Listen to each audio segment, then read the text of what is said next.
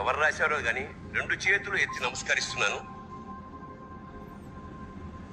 అది చాలా మంది వాట్సాప్లో వచ్చి ఉంటుంది. రాని వాళ్ళకి ఈ సందర్భం చాలా గొప్పది, నిజంగా హృదయాన్ని ద్రవింపజేసేది, సత్యం కూడాను.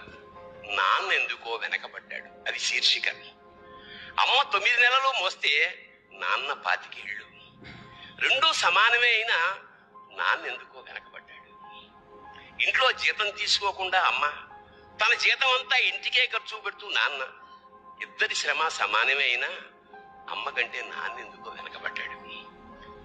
ఏది కావాలి అంటే అది వడ్డీ పెడుతూ అమ్మ, ఏది కావాలంటే అది కొని పెడుతూ నాన్న, ఇద్దరి ప్రేమ సమానమే అయినా అమ్మకొచ్చిన పేరు ముందు నాన్న ఎందుకో బాగా వెనకబడ్డాడు.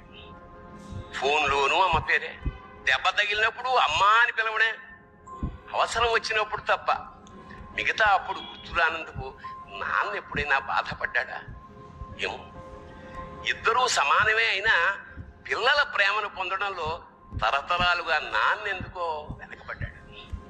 అమ్మకి మాకు బీరువా నిండా రంగురంగుల చీరలు బట్టలు, నాన్న బట్టలకు దండెం కూడా నిండదు. తనని తాను పట్టించుకోవడం రాని నాన్న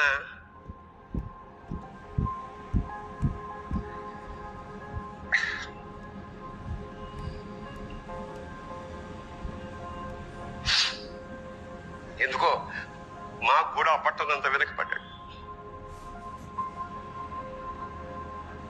అమ్మకి అన్నో కొన్నో బంగారు నగలు, నాన్నకి బంగారం అంచున్న పట్టు పంచి ఒకటే.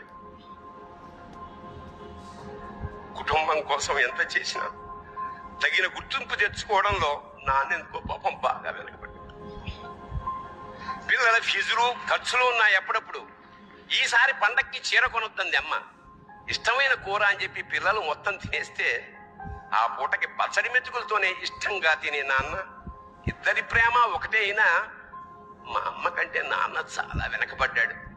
వయసు మళ్ళాక అమ్మ అయితే ఇంట్లోకి పనికొస్తుంది, నాన్న ఎందుకు పనికిరాడని మేము తీర్మానం చేసుకున్నప్పుడు కూడా వెనకబడింది నాన్నే.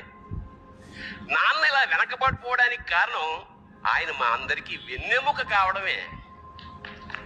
వెన్నెముక వెనక ఉండబట్టే కదా దన్నుగా నిలబడగలుగుతున్నాం.